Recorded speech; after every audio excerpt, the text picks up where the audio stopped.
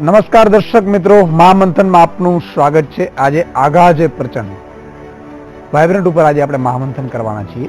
8મી vibrant સમિટનો વડાપ્રધાન મોદીની ઉપસ્થિતિમાં પ્રારંભ થવા જઈ રહ્યો છે। દર 2 વર્ષે યોજાતી વાઇબ્રન્ટ સમિટમાં કરોડો રૂપિયાનો ખર્ચ કરાય છે, જેમાં વિદેશી રોકાણકારો સાથે એમઓયુ પણ થાય છે, જે ગુજરાતના લોકોને સપના બતાવાય છે। સામાન્ય માણસ આ સમિટમાંથી પોતાને શું ફાયદો થશે તે શોધતો હોય છે। આ વખતની સમિટમાં પણ લોકોમાં એ ચર્ચા થઈ રહી છે કે કરોડોના ખર્ચ સામે ફાયદાની વાત શું છે। જે ઠાક સાથે ગુજરાતને દર્શાવવામાં આવે છે તે ગુજરાતમાં અનેક શિક્ષિત બેરોજગારો છે। આ બેરોજગારો પણ રોજગારી માટે તાકીને બેઠા છે, તો નાનામાં નાનો વેપારી પણ પોતાના ધંધાને વિકસાવવા નવા સપના સેવી રહ્યો છે। દરેક ક્ષેત્રના લોકો પોતાના માટે શું થવાનું છે તેની શોધમાં છે। ત્યારે સવાલ એ થાય છે કે શું સરકાર આ વખતે પોતે કરેલા દાવામાં ખરી ઉતરશે?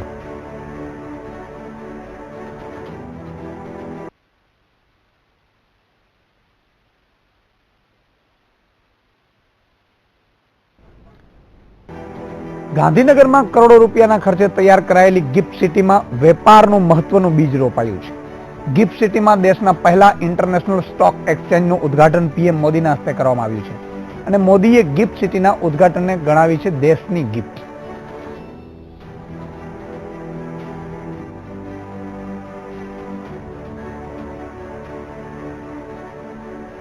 The international exposure which our youth will be able to get from GIFT City will ensure that more and more of them will be able to join this important field. તો પીએમ નરેન્દ્ર મોદીએ ગાંધીનગરમાં railway track પર બનવા જઈ રહેલી હોટેલનો શિલાન્યાસ કર્યો અને ગાંધીનગરના રેલવેના નવીનીકરણ માટે ભૂમિપૂજન પણ કર્યું। પીએમ મોદીએ પરોક્ષ રીતે કોંગ્રેસ પર નિશાન સાધતા કહ્યું કે પાછલી સરકારોમાં રેલવેનો કોઈ જ વિકાસ નથી થયો। અત્યાર સુધી રેલવેને તેના નસીબ પર છોડી દેવામાં આવી હતી, પરંતુ છેલ્લા 2.5 વર્ષમાં રેલવેને આધુનિક સ્વરૂપ આપવામાં આવ્યું હોવાનો તેમણે દાવો કર્યો હતો। આખરે શું કહ્યું પીએમ મોદી, આવો સાંભળીએ।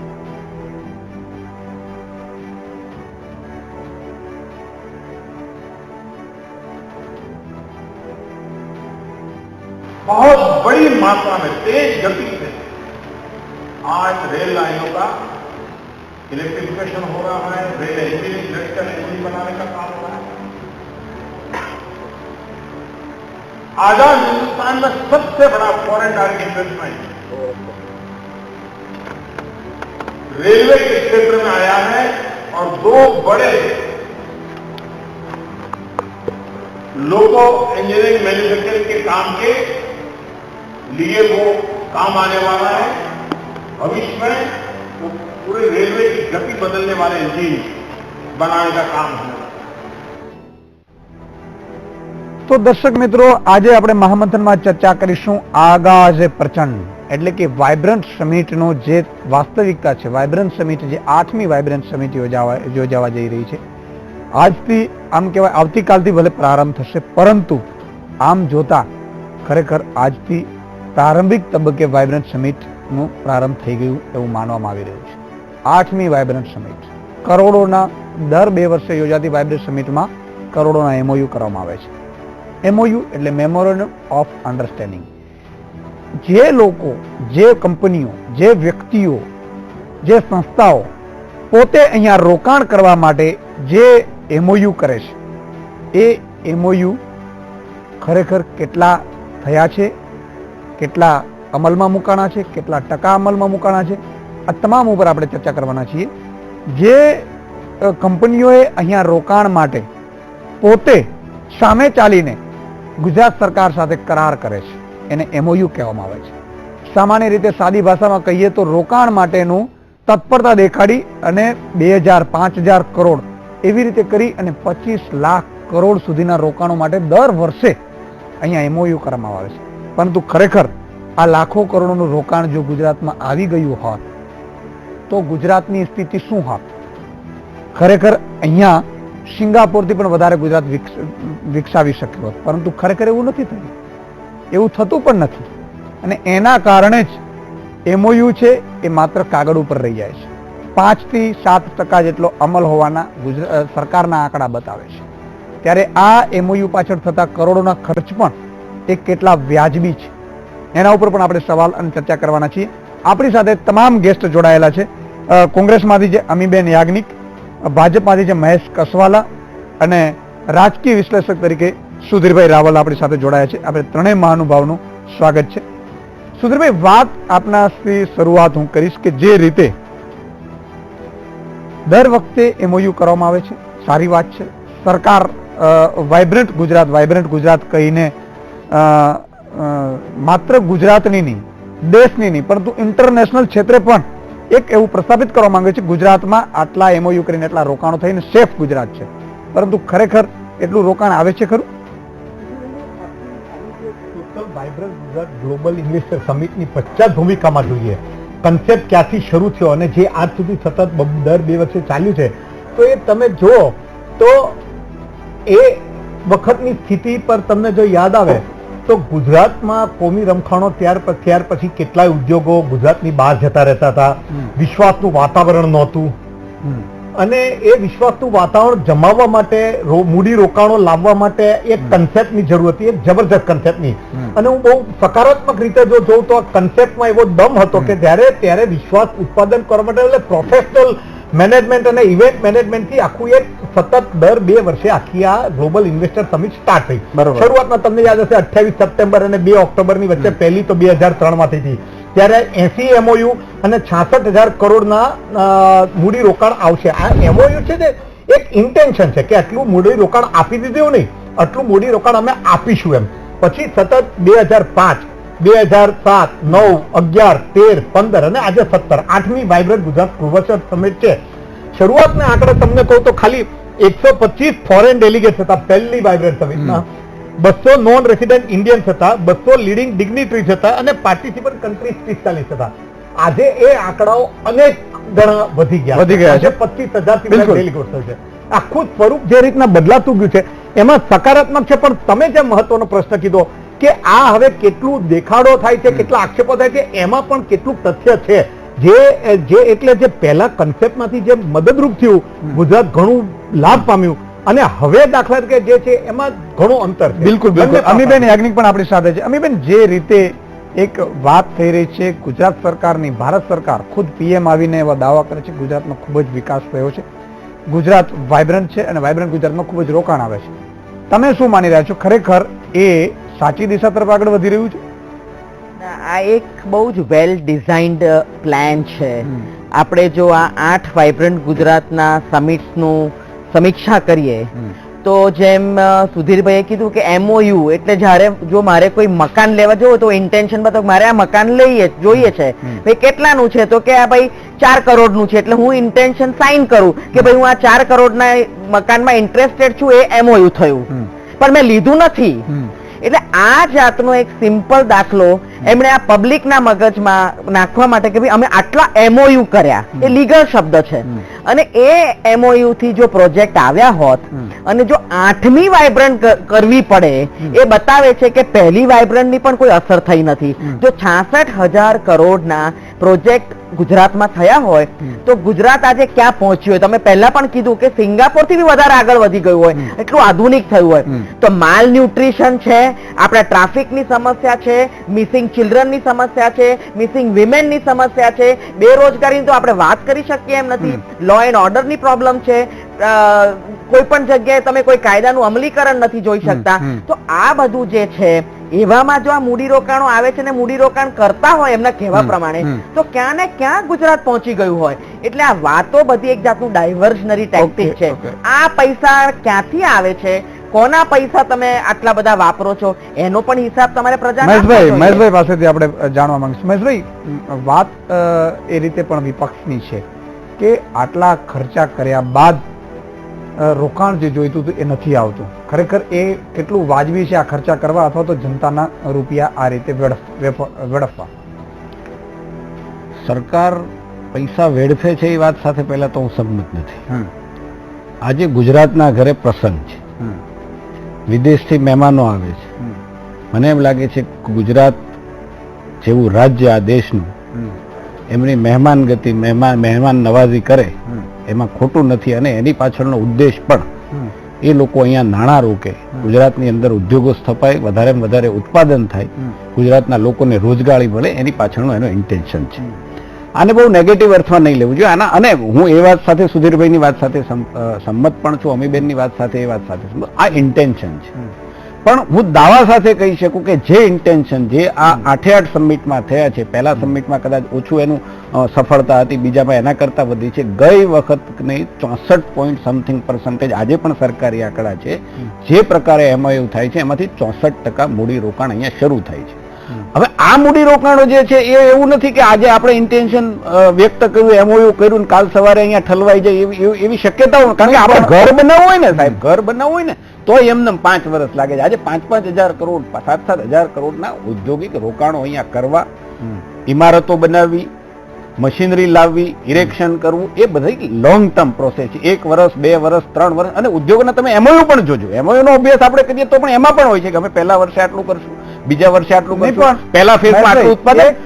હવે આ વસ્તુ છે એ બનતી આવી છે. ગુજરાતની કાયા પલટ નથી થઈ એમ કોઈ કદાચ કહે તો હું માનવા તૈયાર નથી.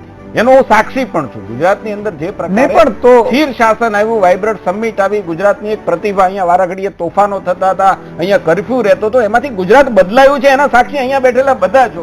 અને જે પ્રકારે અહીંયા આવે છે રોકાણ, બહારથી જે પ્રકારે ફેક્ટરીઓ આવી છે એ તમે બધા એ જાણો છો, એવું તો નથી કે નથી જાણતા. છતાં પણ MOU કોઈ વિપરીત સ્થિતિ કોઈ ઉદ્યોગપતિને થઈ હોય તો ન પણ આવે. કઈ 100% MOU થઈ છે, 100% આવે નહીં. કોઈના ઘરે એવો કોઈ પ્રસંગ બની ગયો ઉદ્યોગપતિને, ત્યાં કોઈની કંપનીમાં એવું થયું તો ન પણ આવે. ઇન્ટરનેશનલ માર્કેટના સંદર્ભમાં વિપક્ષનો હંમેશા એવો આક્ષેપ રહ્યો. અમીબેન પણ સાથે છે. અમીબેન, હા, વિપક્ષનો આક્ષેપ હોય સ્વાભાવિક છે, પણ સત્ય જે છે એ તો સ્વીકારવું પડે. હું એમ કહું છું કે આને પોઝિટિવ અર્થમાં આક્ષેપ હું સમજી શકું. 100% નથી થયું તો હું કહેવા માંગુ, પણ થયું છે એને તો આપણે સ્વીકારીએ. ગુજરાત રોજગારીમાં આજે દેશની અંદર પહેલો નંબર છે, એ તો આપણે સ્વીકારીએ. આપણું ગુજરાત છે ને, આ ભાજપનું એકનું ગુજરાત નથી. ભાજપનું ગુજરાત છે, કોંગ્રેસનું ગુજરાત છે, સુધીરભાઈનું ગુજરાત છે, તમારું ગુજરાત છે. બિલકુલ. આજે વિદેશથી આટલા 100 કન્ટ્રીના લોકો આવે છે, ત્યારે આપણે ગુજરાતને એની છબી શું બતાવવા માંગીએ છીએ? મને એમ લાગે છે કે આ ડિસ્કસનો અર્થ ત્યાં પણ જવો જોઈએ. બિલકુલ. અમીબેન, મહેમાન ગતિની વાત આવે તો આપણે ગુજરાતીઓ એમાં પાછા પડતા નથી. આપણા ઘર આંગણે મહેમાનોને આપણે બોલાવ્યા છે, એટલે મહેમાન ગતિ કરે જ છૂટકો આપણે કરીએ જ છીએ. પણ એ પ્રશ્ન નથી અત્યારે. આજે આપણા ગુજરાત રાજ્યના બેરોજગાર શિક્ષિતો માટે તમે શું કરવા માંગો છો? પણ તમે જે ટેક્સ પેયર્સના પૈસા છે તમે એનો હિસાબ તો આપો કે તમે આ ક્યાંથી આટલા બધા પૈસા વાઇબ્રન્ટ સમિટમાં ખર્ચો છો? અને જો આટલી બધી સક્સેસફુલ જતી હોય તો તમારે 8મી સમિટ કરવાની જરૂર શી પડી? પહેલી ને બીજી સમિટના જ તમારા પ્રોજેક્ટો સફળ થયા હોત તો યુ કુડ હેવ શિફ્ટેડ. અત્યારે પ્રાઇમ મિનિસ્ટર છો, તમે આ બીજી જગ્યાએ શિફ્ટ કરી શક્યા હોત જો પ્રોજેક્ટો. પણ પ્રોજેક્ટો તમે જોયું કે ટાટા નેનો, તમે જોયું કે બધા જમીનો લઈ લીધી ખેડૂતોની સાણંદ પાસે. ટાટા નેનો એ પ્રોજેક્ટ બંધ કરી દીધો. પણ એ જે લોન આપી ટાટાને, એ દરેક એ લોનનું તમે ઇન્ટરેસ્ટ પણ વેવ કર્યું. એટલે દરેક સિટીઝન ગુજરાતનો એક નાગરિક છે એના માથે 60,000 નો કર્જનું દેવું છે એ એક ટાટા નેનો કાર પાછળ. આ ખાલી દાખલો આપ્યો તમને કે આ પ્રોજેક્ટો આવતા નથી, પણ પ્રોજેક્ટો બતાવવામાં આવે છે. અને આ જે ધુમાડો થઈ રહ્યો છે પૈસાનો, એ રાજ્યના પૈસા છે. અને આપણી પ્રજાને આપણે એમને જે જોઈએ છે એ આપી શક્યા નથી, એ વાત ચોક્કસ છે. અહીંયા મહેશભાઈ, તમારી પાસે આવીશ, એ પહેલા સુધીરભાઈ પાસે જાણવાનો પ્રયાસ કરું. સુધીરભાઈ, જે રીતે એક આક્ષેપ શરૂઆતમાં 2003માં નરેન્દ્ર મોદી વખતે વાઇબ્રન્ટ શરૂ થયું, વાઇબ્રન્ટ સમિટમાં એવો આક્ષેપ કર્યો હતો કે ભાઈ જે રીતે નરેન્દ્ર મોદી વાઇબ્રન્ટ દર 2 વર્ષે કરે છે એ પોતાની ઇમેજ અપ કરવા માટે, એટલે કે ઇમેજને વધારે સ્ટ્રોંગ બનાવવા માટેનો પ્રયાસ કરવામાં આવી રહ્યો છે. શું ખરેખર એ સાચું હતું? અને સાચું હોત તો અત્યાર સુધી ચાલુ કેમ? એટલે ઈસુદાનભાઈ, આમાં સવાલ છે ને આખો એક સક્સેસ રેશિયોનો હોઈ શકે કે સક્સેસ કેટલું છું. અમીબેને એવું કીધું કે તો હવે 8મી સમિટ શા માટે? તો એ તો વિકાસ થઈ નિરંતર પ્રક્રિયા છે. 18મી હોય તોય તે ઉત્તરનું એ on the contrary we should appreciate કે ભાઈ કોન્સ્ટન્ટ 2 વર્ષે એક મૂડી રોકાણમાં વિશ્વસનીયતા લાવવા માટેનો એક કાર્યક્રમ સરકારી સ્તરે થાય છે. પણ સવાલ બીજો સક્સેસ રેશિયોનો છે. એમાં મહેશભાઈ સાથે હું મારા સંમતિ હોય ન હોય, દાખલા કે પણ એ વાત પણ એમની સાચી છે કે ભાઈ કેટલાય જે મોટા મોટા પ્રોજેક્ટો આવ્યા છે, ફેક્ટરીઓ લાગી છે, ગુજરાતના લગભગ નાના જિલ્લાઓમાં ઘણું આવ્યું છે, એટલે રોકાણો આવે છે, એ બધું થાય છે. પણ બેરોજગારના જે આંકડાઓનો ક્લેમ થયો છે ને, એમાં હું એવું ભાજપની વાત સાથે કે સરકારની વાત સાથે ઘણો સંમત નથી. કારણ કે લાખો લોકોની રોજગારી, માનો કે 2011ના આંકડાઓ સાથે હું તમને 25 લાખની રોજગારી મળશે. તો એ તમે 2007, 9, 11 ને એવી જો તમે બતાડો તો એ રોજગારી જો મળી હોત તો આજે અલ્પેશ ઠાકોરના આંદોલનો જોવાની જરૂર ન પડત. એટલે એ બધી બાબત જે સક્સેસ રેશિયોમાં આવે છે ને એની ઉપર તો વેલકમ બેક દર્શક મિત્રો. મહામંથનમાં આગાઝ એ પ્રચંડમાં આપનું સ્વાગત છે. ફરીથી આપણે મહાનુભાવોનો સાથે ચર્ચા કરીશું. મહેશભાઈ, જે રીતે વાત થઈ રહી હતી MOU ગુજરાતમાં જે થઈ રહ્યા છે એ MOU ચાલો કે આપણે માની લઈએ કે ભાઈ પૂરતા નથી થઈ રહ્યા, પરંતુ આજે પણ 25 લાખથી વધુ બેરોજગારો અને એ બેરોજગારીની રેલીઓ નીકળવી ગુજરાતમાં. અને આ જોતા 3 વસ્તુ ઇમ્પોર્ટન્ટ હોય છે કોઈ પણ રાજ્યમાં: એજ્યુકેશન, હેલ્થ અને રોજગારી. આ ત્રણેયમાં ગુજરાતમાં જે સ્થિતિ છે એજ્યુકેશનની અને હેલ્થની તો તમે જોઈ જશે. હવે આ રોજગારીના તમે આંકડા કદાચ કેન્દ્ર સરકારે કર્યો તો આપણે છોડી દઈએ છીએ. બેરોજગારો તો ઘણા છે, પરંતુ છતાં એ માની લઈએ. સુદાનભાઈ, પ્રશ્ન તમારો ઘણો લાંબો છે.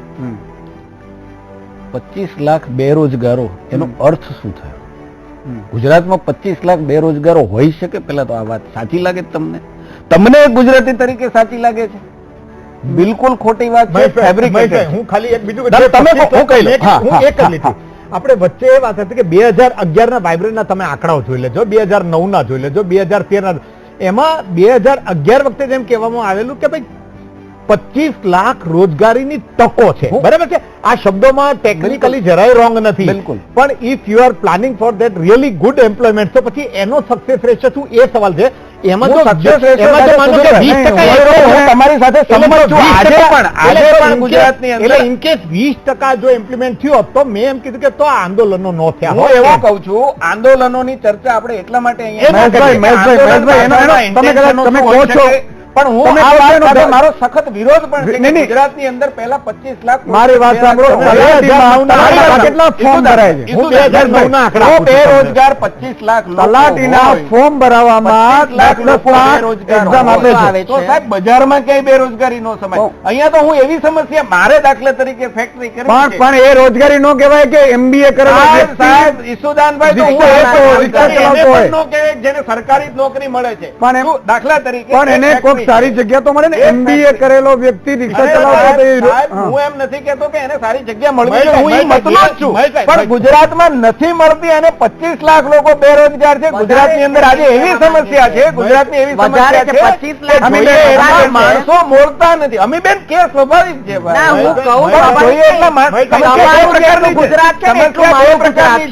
લોકો ઉદ્યોગ કરે છે અને આજે એ પણ સમસ્યા છે કે લોકોને બહારથી લાવવા પડે છે. ઉત્તર પ્રદેશમાંથી, બિહારમાંથી, ઓરિસ્સામાંથી, મધ્યપ્રદેશમાંથી લોકો અહીંયા રોજગારી માટે આવે છે. આ તમને ખબર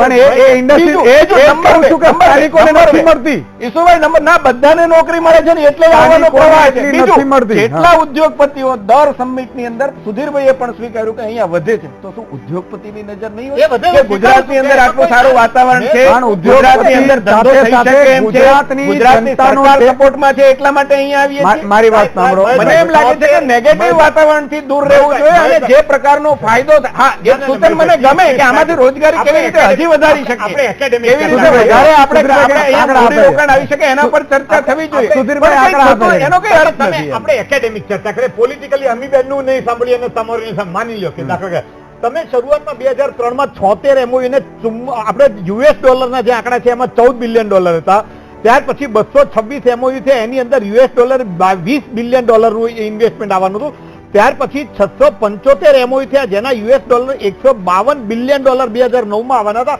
હજી હું તમને ભયંકર કહું છું, 2011 ની અંદર પણ તમારે આ આંકડા છે અને 7,936 MOU છે, એની અંદર $462 બિલિયન 2011 ના. ત્યાર પછી મોટા, અને હવે તો 4 લાખના. અહીંયા છેલ્લો આંકડો તમારી પાસે 7th વાઇબ્રન્ટ ગુજરાતની અંદર તો સાહેબ 25,000 ડેલિગેટ છે અને કેટલા બિલિયન ડોલર છે? આટલા બિલિયન ડોલરની અંદર જો આંકડો તમે બધાનો ટોટલ મારો તો શું, મને ખાલી હાવ સિમ્પલ મને એમ લાગે છે કે કદાચ સામાન્ય મેટ્રિક્યુલેટને પૂછી શકાય કે તમારું આટલા લાખો કરોડ રૂપિયાનું ઇન્વેસ્ટમેન્ટનો માનો કે 25% સક્સેસ રિયલ ગણી લઈએ, એક હાઇપોથેટિકલ ક્વેશ્ચન, તો અને તમે એમાં કેટલી રોજગારી આપો? આપણા ચાલતા પ્રોજેક્ટો ઉપરથી તમે અંદાજ માંગો વર્સ્ટ રિઝલ્ટ આપો તોય તે તમે કેટલું બધું બેરોજગારીનો આંકડો તો આપણી પાસે ના જ હોવો જોઈએ. આમાં શું તમારું કેવું છે? આ નહીં, પણ આંકડો હું તમને હજી કહું છું સુધીરભાઈ કે બેરોજગારી માટે આપણી- જે ફેબ્રિકેશન આંકડો છે એનો જ મારે વિરોધ છે. આમાં કદાચ તમે કહ્યું ને ક્યાંય હું ના નથી પાડતો, પણ તમે અમીબેનને તક આપી. પણ આજે 64% પ્રમાણે ગુજરાતે જે benefited, I agree with you. થયા છે, જે જો જે સાંભળો, MOU થયા છે, total એનો તમારા success rate concept- હું તમને દાખલો આપું. મહિતા, સુધીરભાઈ, please. સુધીરભાઈ, દાદા, મને બોલવા તો દો, પણ તમે પણ પ્રશ્ન પૂછો એક છો, મને લીટી બોલવા મારી દો. let me be very specific. હું જ્યારે એમ કહેતો હોઉં કે સરકારે કોન્ફિડન્સ બિલ્ડિંગ મેજરના સરાહનીય પ્રયત્નો કર્યા છે અને વિકાસનું વાતાવરણ સર્જ્યું છે, એ મારી વાત સાથે જ્યારે હું એનું ઓવર ક્લેમિંગ અને સક્સેસ રેશિયો મોર ધેન 40% જ્યારે હું કહેતો એના વિશે મારી ગંભીરતા છે. નહીં, એ છે. તમને હું Sorry, less than 40%. નાનામાં નાનું Less than- ઉદાહરણ આપું કે I- અમરેલી જિલ્લાના રાજુલા તાલુકાની અંદર આજથી 15 વર્ષ પહેલા શું હતું ને આજે ત્યાં શું સ્થિતિ છે, કેટલી રોજગારી મળે There are છે. examples. નહીં, એવા તો 100 મેની એક્ઝામ્પલ મારી પાસે છે, 100 મેની એક્ઝામ્પલ. અને હું એ દાવા સાથે સક્ષમ છો જે રીતે મહેશભાઈ કહી રહ્યા છે કે અહીંયા ખૂબ જ રોજગારી મળી રહી છે, દરેક ગામ જિલ્લાઓમાં છે એ રોજગારી લોકોને મળી રહી. તમે એ બાતે છો? મહેશભાઈ એ ક્યાંથી એ કહી રહ્યા છે તો એમણે સોર્સ ડિક્લેર કરવો પડે, પણ એ જરા એક ટૂર મારે ગુજરાતની તો એમને ખ્યાલ આવે કે ભાઈ બેરોજગાર શિક્ષિત કેટલા છે. એજ્યુકેશન અને હેલ્થ ઉપર કદાચ કહી ન શકતા હોય, પણ બેરોજગાર શિક્ષિતનો તો આંકડો એમને એમ્પ્લોયમેન્ટ એક્સચેન્જમાંથી મળે. આ બધી જે બહાર એડવર્ટિઝમેન્ટ આવે છે પોસ્ટ માટે, લાખો લોકો એપ્લિકેશન કરે છે, અને પછી તમે એમ કહો કે ભાઈ એક સામાન્ય માણસ છે, ભણેલો છે, પણ એ મજૂરીએ જાય છે. તમે જેમ કીધું એમ કે MBA ક્વોલિફિકેશન પણ એ રિક્ષા ચલાવવી પડે, એને રોજગારી ન કહેવાય. એટલે તમે એજ્યુકેશન પહેલા કોમર્શિયલાઇઝ કરી કાઢ્યું, તમે આજે એટલું મોંઘું કરી કાઢ્યું છે કે મધ્યમ વર્ગના માણસો એમાં ભણી નથી શકતા, છોકરાઓ જઈ નથી શકતા. અને આજે તમે એમ કહો છો કે દુનિયાભરના નોબેલ લોરિએટ્સ આવ્યા અને આપણા વિદ્યાર્થીઓ શીખશે, પણ આપણા વિદ્યાર્થીઓ માટે તમે એવી તક ઊભી કરી? એના માટે કોઈ એવું તમે કર્યું કે જે છોકરાઓ ભણી શકે ગુજરાતમાં? તમે આજે બહારના લોકોને બોલાવીને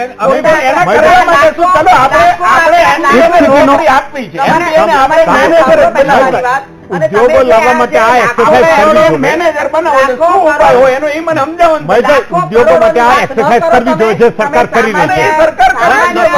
સરકાર એ જ કરે છે. સરકાર કોઈ એવું તો નથી કહેતી.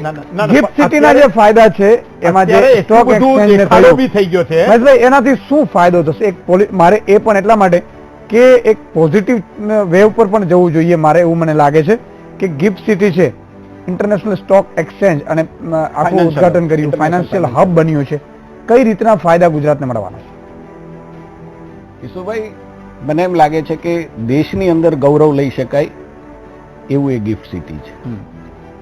એનો અભ્યાસ આપણે કરીએ તો મને એમ લાગે 4-5 દિવસ જાય એને ફરીએ તો પણ જે પ્રકારની રોજગારીની તકો ત્યાં ઊભી થવાની છે, જે પ્રકારનો 24 કલાક વહીવટ, ઇન્ટરનેશનલ ફાઇનાન્સનો જે વહીવટ થવાનો છે, મને એમ લાગે છે કે એશિયાની અંદર કદાચ સિંગાપુર, દુબઈ પછી ગુજરાતની અંદર ગાંધીનગર છે એનું ઇન્ટરનેશનલ ફાઇનાન્સનું કેપિટલ બન્યું છે.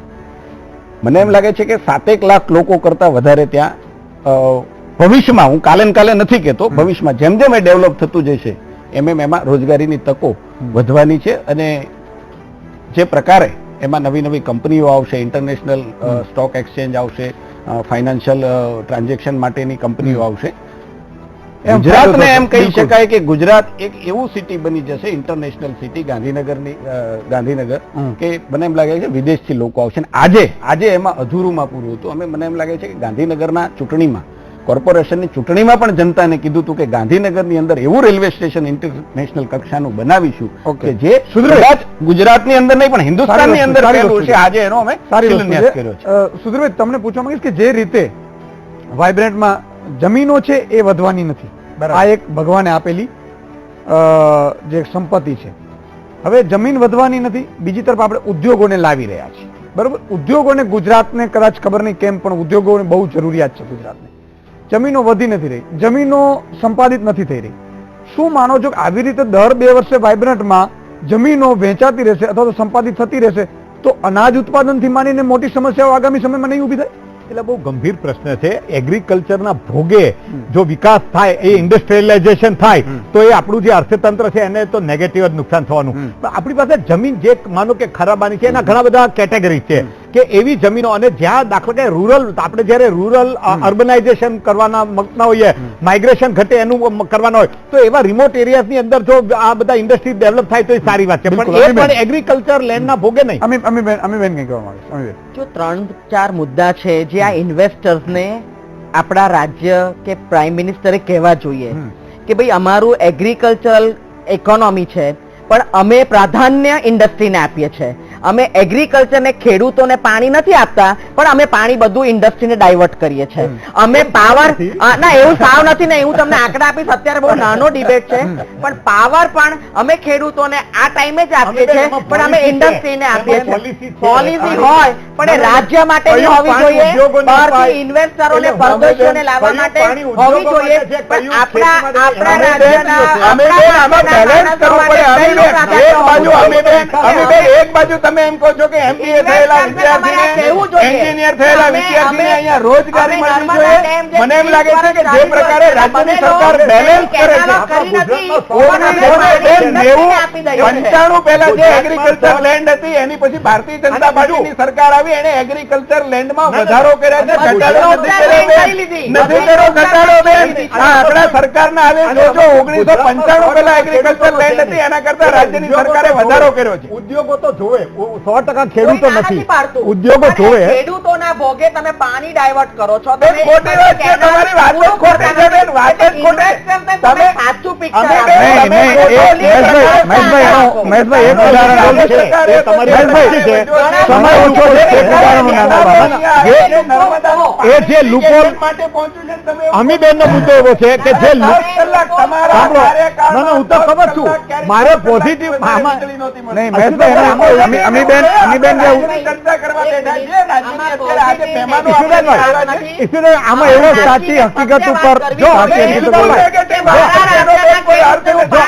હું જો તો ઈશ્વરભાઈ, જો આમાં એવું છે, આમાં કન્વિક્શન પૂછો ને, આમાં કન્વિક્શન એવું જ કહી શકાય કે 100% મહેશભાઈ સાચા નથી, 100% અમીબેન સાચા નથી. હકીકતી પણ તમે આપ્યો છો 30 મિનિટના સમયની અંદર જો ઇવેલ્યુએશન કાઢવું હોય તો અમીબેન કેટલાય લૂપહોલ છે, હું તમારી વાત સંમત છું, પણ એવું બી નથી કે આ ટોટલી દેખાડો છે. હું એ વાત બિલકુલ ભાજપ વાળાય છે ને તો એવું સંમત નથી, કારણ કે જે રીતે empowerment થાય છે, સુધીરભાઈ, એ વાત તો કહીએ છે ને એ તમે નહીં, 100% સાચા છે. અમે કામ કરીએ નહીં, કામ કરતા હો. મારી વાત સાંભળો, મહેશભાઈ. અમારા ક્યાંક ફોલ્ટ રહી જતા મહેશભાઈ, આનંદની વસ્તુ છે કામ કરવી. અમે એવું કહેતા જ નથી. હું કહું છું ને કે પણ તમે કહો છો ને એનું એક ઉદાહરણ આપું છું. ટકા મળી છે એવો મારો મહેશભાઈ, દાવો પણ નથી. મહેશભાઈ, એક ઉદાહરણ. 64% થયું છે અને આપણને દેખાય છે. નહીં, ભલે, અને ભલે. અમીબેનની સરકાર હતી ને એને રોજગારી માટે નહીં, એવોર્ડ એક તમે ઉદાહરણ આપું છું.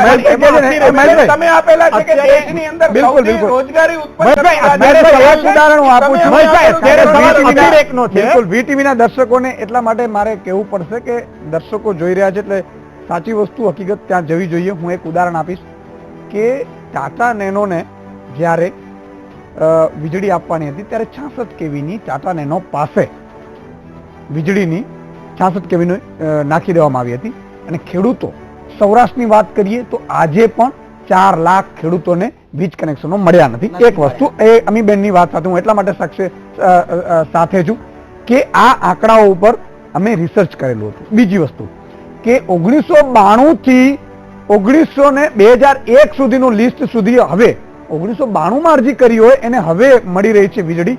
આ પણ એક ગુજરાતની હકીકત છે. એક વસ્તુ. બીજી વસ્તુ કે હજુ પણ સૌરાષ્ટ્રમાં એવી કેટલી જગ્યાઓ છે કે જ્યાં હજુ પણ નહેરનું પાણી પહોંચ્યું નથી. હા, બોલો. એકના એક સર્વે નંબરમાં બીજું કનેક્શન ખેડૂતો માંગતા નહીં, હતા, એનો પણ સુધારો અમે કર્યો છે. એટલે તમે પણ આને છે ને આને ઈશુભાઈ આપણે પોઝિટિવ લઈ જોઈએ. આ કેટલો ખાલી છે એના કરતા પાણી હવે ભરેલો છે ને. મારો ઉદ્દેશ એ જ છે કે દર્શકોને સાચી વસ્તુ પાણીની અંદર કેટલા કનેક્શનો હોય એની તો વાત કરો. હવે વચ્ચે તમે આંકડો કહેતા હતા કે આટલા શિક્ષકો બાકી છે, 1000 શિક્ષકોની ખોટ છે, તો બીજા 27,000 શિક્ષકો ભરાયેલી તો વાત કરો તમે. હું કર્યું છે એની વાત નથી. આ ઉદાહરણ મહેશભાઈ, કર્યું છે એની વાત કરો. મેં કહ્યું છે ને કે હું તો મહેશભાઈ એ જ મારી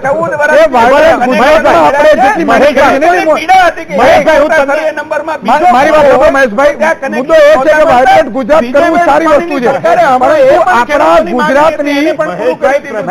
ગુજરાતની વાયબ્રન્ટ ગુજરાત કરવું સારી વસ્તુ છે. હું એમ કહું છું કે ગુજરાતની જે પ્રાઇમરી વિસ્તારો છે એ તો સમસ્યાઓ છે એમાં તમે આંકડો આપો તો એમ કહો કે 5 લાખ કનેક્શનો મળ્યા છે ને 2 બાકી છે. મને એમાં વાંધો નથી, હોઈ શકે બાકી. અને એ તો દિવસે ને દિવસે જેમ ઇરિગેશનનું પ્રમાણ વધવાનું, બોરનું પ્રમાણ વધવાનું, કુવાનું પ્રમાણ વધવાનું, કનેક્શનોની ડિમાન્ડ થવાની, સરકાર આપવાની પણ છે. મને આનંદ એ વાતનો છે કે આજે 10 કલાક આખા મંત્રીમંડળમાં કયા મંત્રી સરકાર આપે છે, એ વાત આપણે કરવી જોઈએ. પૂછો તમે, આપણે તમારા મંત્રીમંડળની અંદર કયા મંત્રીએ એકદમ ઇન્ડિપેન્ડન્ટલી ડેલિગેશન આરે વાતચીત કરી શકે? તમે નામ દઈને બતાવો. પણ ડેલિગેશન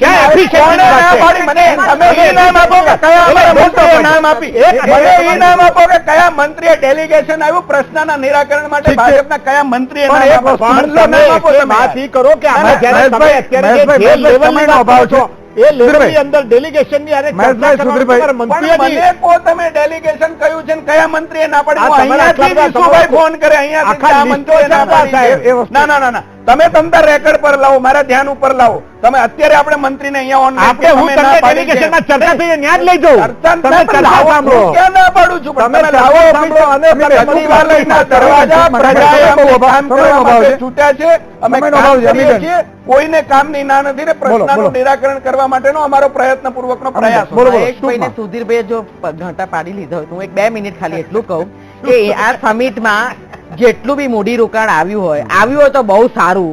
પાછળના 7 સમિટમાં જે કીધું છે આવ્યું નથી, એમાં એ કબૂલ લીધું છે સરકાર કે આટલા બધા MOU થયા પણ પૈસા આવ્યા નથી, પ્રોજેક્ટ દેખાતા નથી. એટલે જો આવ્યા હોય તો બહુ સારું. પણ ઇન્વેસ્ટરને આપણે જ્યારે મહાત્મા ગાંધીજીની જમીન પર છીએ, મહાત્મા ગાંધીજીના રાજ્યમાં છીએ, મહાત્મા મંદિરમાં છીએ, તો આપણે આજે ઇન્વેસ્ટર આવ્યા છે 25,000 કે જે આવ્યા હોય બહારથી, એમને કહેવું જોઈએ કે ભાઈ તમે આવ્યા છો, અમારે તમારું મૂડી રોકાણ જોઈએ છે, પણ મારા રાજ્યમાં આટલી બેરોજગારી છે, અમારું એજ્યુકેશનનું સ્તર આટલું નીચું ગયું છે, અમારે માલ ન્યુટ્રિશન છે, અમે લો એન્ડ ઓર્ડર તમારે કહેવું જોઈએ. Rule of law, rule of law Gujarat રાજ્યમાં છે નહીં. કર્ણાટકમાં પ્રવાસી ભારતીય દિવસ છે, ત્યાં કોંગ્રેસની સરકાર છે. તમે ત્યાં આ કહ્યું છે બહારથી જે લોકો આવ્યા ને કે મારા કર્ણાટકની અંદર આટલા સ્નોફોલ છે, આટલા બેર, આપણે આ વસ્તુ કહીશું. સવાલ એ છે કે બહારથી જે આવે છે તો સારી વાત છે. બિલકુલ, એ તો સારી વાત છે. જઈ રહ્યું છે. તમને હવે પ્લેટફોર્મ પૂરું પાડીએ, તમે આવી નેગેટિવ, તમે પોલિટિકલ નેટવર્ક થઈને આવી વાત કરો. તમારી એ વાત આરે તો સંમત છું. પ્રતિનિધિ તરીકે તમારી એ સરકારમાં આવો, તમે આવું કેશો? આ પ્રયત્નો સારા છે, એ હોવા જોઈએ. ભાજપે અમે તમે બંધ કરી દેશો ઉદ્યોગપતિઓને અહીંયા લાવવાનું, તમે બંધ કરી દેશો. તમે રોજગારી આપવાનું બંધ કરી દેશો. તમે જે વેપારીઓએ અહીંયા કારખાના નાખ્યા છે, જે વેપારીઓ ઉદ્યોગ સાહેબાજીને ના પાડી દેશો. તમે કઈ વાત ઉપર, તમે કઈ વાત, સવાલ અમલનો છે. ગુજરાત તરીકે આપણે વાત કરીએ, ગુજરાતની જનતા તરીકે. મહેશભાઈ એક વાત મારી સાંભળો, હવે 2 લીટી મારી સાંભળો. કન્સેપ્ટ સારો છે ને આવે સારા પોઝિટિવ વાતાવરણમાં ઇન્વેસ્ટમેન્ટ આવતો એ તો વસ્તુને આવકારવું જોઈએ ને. અમે આવકારીએ છીએ ને, હું આવકારું છું. હાલો પહેલી વાત બરાબર છે, અમી બેનની ખબર નથી. ના સાંભળો, એ વસ્તુ બરાબર છે, પણ એ વાત બરાબર છે. પણ હવે અત્યારના પરિસ્થિતિ આ જેને આંકડાઓ ઉપર એવી ચડી ગઈ છે ગાડી કે ખરેખર છેલ્લા તમે 5-7 વર્ષનું જોવો તો વાઇબ્રન્ટ ગુજરાતની આ ગ્લોબલ ઇન્વેસ્ટર ગાડી આડે પાછે ચડી ગઈ. તમે મને બોલવા દેજો.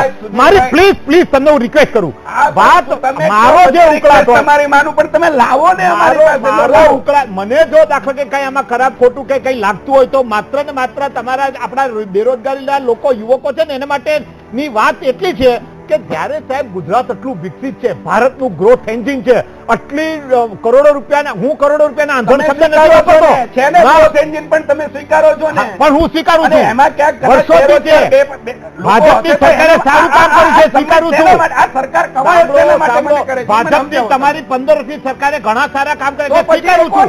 હવે તો હું તો સ્વીકારું છું ભાઈ, અમે 65% સક્સેસ રેશિયો છે ને, હજી અમે 100% તરફનો અમારો પ્રયાસ છે. 100% ઉપરનો અમારો પ્રયાસ છે. આ અવિરત પ્રક્રિયા છે, આ ચાલતી જ રહેશે. હવે ખાલી ઇવેન્ટ મેનેજમેન્ટના મુદ્દા બની ગયા છે. એક આભા પ્રાથરવાના મુદ્દા બની ગયા છે, ત્યાં પીડા છે. નહીં, તમે તો તમે જેવું વર્ણન કરશો એવું થઈ શકશે, સુધીરભાઈ, એવું નથી. મેં કહ્યું, સરકારનો આ પ્રમાણિત પ્રયાસ છે, સરકાર એના માટે કવાયત કરે છે. લોકો અહીંયા આવે, લોકો અહીંયા ઉદ્યોગ સ્થાપે. Right now I am ready to discuss with you for 1 hour. Yeshudhanbhai, you give me 1 હા, hour. મને કઈ વાંધો નહીં, તો 2 કલાક તો I will એમાં speak શું with વાંધો છે? figures and facts and you ના, પણ please એમાં reply. કઈ વાંધો જ નથી. તમારે On the મને ચર્ચા contrary, કરવામાં on કઈ the વાંધો contrary, no, નથી. no, on the સરકાર contrary, I am કોઈ going to પણ support. પ્રકારનું, સુધીરભાઈ, ના, એ વાત સાથે હું સંમત નથી. I તમે support પોતે this હું ચર્ચા concept. કરવા. I support this સરકાર concept. કામ નહીં, પણ કરી મુદ્દા રહી ઉપર છે. જઈએ, મુદ્દા ઉપર લોકોને જઈએ. રોજગારી મળે, I support ગુજરાતની અંદર this. ઉદ્યોગ આવે, I support this. ગુજરાતની અંદર નવા I નવા support this. ટેકનોલોજી I આવે, support this ગુજરાતની અંદર બિલકુલ, બિલકુલ. નવી એનો મુદ્દો એ છે, રોજગારી, empowering ગુજરાત is good. ગુજરાતનો કૃષિ ઉદ્યોગ Industrial ખીલી ઉઠે, is એના માટે that is બિલકુલ, બિલકુલ. ગુજરાત એક financial અમને પણ આનંદ એ છે તમારે ચર્ચા કે ખીલી ઉઠે કરવા ગુજરાત. વાળા નહીં કે બંધ છે. નહીં, નહીં. અત્યારે ચર્ચા અમને કરીએ. આનંદ It છે. will not become a mechanical process, that's all. બિલકુલ બિલકુલ સુધીર, એક મુદ્દો એ છે કે આપણે પણ આનંદ હોવો જોઈએ, ગુજરાતનો દરેકનો વિકાસ થાય. આ ચર્ચા એટલા માટે જ આપણે કરીએ છીએ કે ક્યાંક દર્શકોની વાચા છે, જનતાની વાચા છે, ગુજરાતની જનતાની, એ મૂકીએ. વિપક્ષને ને શાસકને એટલે આપણે બોલાવતા હોઈએ છીએ કે વિપક્ષ અને શાસક છે એ પોતપોતાના મુદ્દા રાખે. વસ્તુ એ છે કે આજે આપણે સમયનો અભાવ છે એટલે આપણે અહીંયા વિરામ કરશું, પરંતુ જતા જતા એક વસ્તુ ક્લોઝિંગ, હું જતા જતા એક વસ્તુ મૂકીશ. એ વસ્તુ એ છે, અમીબેન અને મહેશભાઈ, જનતાએ સોશિયલ મીડિયા ઉપર એક રિક્વેસ્ટ મૂકી છે ભાજપ, કોંગ્રેસ અને તમામ રાજનીતિકને. એ હું જતા જતા મૂકીશ કે ભારતીયો ટેક્સ શા માટે નથી ભરતા. આદરણીય કોંગ્રેસ તથા ભાજપ અને અન્ય તમામ રાજકારણીઓ, ભારતીયો ટેક્સ ચોરી નથી કરતા, ભારતીયો ટેક્સની બચત કરે છે, જેથી કરીને પોતાના બાળકને સારું શિક્ષણ આપી શકે, સારી રોજગારી આપી શકે, સારું સ્વાસ્થ્ય આપી શકે અને સારું ભવિષ્ય આપી શકે. જે તમારા જેવા નેતાઓ આવી વ્યવસ્થાઓ આપવામાં નિષ્ફળ ગયા છે. અમે ઇન્વર્ટ અને જનરેટર વસાવ્યા, કેમ કે તમે અવિરત વીજળી આપવામાં નિષ્ફળ ગયા. અમે સબમર્શિયલ પંપ વસાવ્યા, કેમ કે તમે પાણી ન આપી શક્યા. અમે સિક્યુરિટી ગાર્ડ રાખ્યા, કેમ કે તમે સુરક્ષા પૂરી ન પાડી શક્યા. અમે અમારા સંતાનોને પ્રાઇવેટ શાળાઓમાં મોકલ્યા, કેમ કે તમે સારું શિક્ષણ ન આપી શક્યા. અમે પ્રાઇવેટ હોસ્પિટલના કમરતોડ બિલ ભર્યા, કેમ કે તમે સારી સરકારી આરોગ્યની સારવાર ન આપી શક્યા. અમે કાર અને બાઇક વસાવ્યા, કેમ કે તમે સારી પબ્લિક ટ્રાન્સપોર્ટ સુવિધા ન આપી શક્યા. જો તમે તમારી ફરજો બરાબર નિભાવી હોત અને આ બધી જ સુવિધાઓ આપી હોત તો અમને ટેક્સ ભરવામાં ક્યાં વાંધો હતો. તમે અને તમારા જેવા નેતાઓએ જ જનતાના પૈસાનો ખૂબ જ દુરુપયોગ કર્યો છે. તમે કોર્ટ બનાવી જ્યાં ન્યાય નથી મળતો, તમે શાળા બનાવી જ્યાં સારું શિક્ષણ નથી મળતું, તમે હોસ્પિટલ બનાવી જ્યાં સારી આરોગ્યની સેવાઓ નથી મળતી, તમે પોલીસ સ્ટેશન બનાવ્યા જ્યાં સુરક્ષાના કરવાના બદલે ગુંડાગર્દી કરી રહ્યા છે. તમે જનતા વોટ લઈને ચૂંટાઈને માલેતુજારના કામે લાગી ગયા. જો તમે આમાંનું કાંઈ પણ સુધારવા ન માંગતા હો તો પછી જનતા ટેક્સ શા માટે ભરે? જનતાને દોષ દેવાને બદલે, જનતાને સજા દેવાને બદલે આ વ્યવસ્થા બદલો, નહીં તો આ જ જનતા તમને પણ રોડે ચડાવશે અને ઇતિહાસનું કલંકિત પ્રકરણ લખાશે. જય હિન્દ. આ એક સોશિયલ મીડિયા ઉપર ફરતું હતું, મને શેર કરવાની એટલે આ વસ્તુ સૂજી કે કદાચ તમામ રાજકીય પક્ષો છે એ આ મુદ્દાઓ જાણે અને જનતાનું દુઃખ અને દર્દ જાણે. અત્યારે બસ આટલું જ. ફરીથી મળીશું આવતીકાલે નવા વિષય, નવા સબ્જેક્ટ સાથે. ત્યાં સુધી મને રજા આપશો. નમસ્કાર.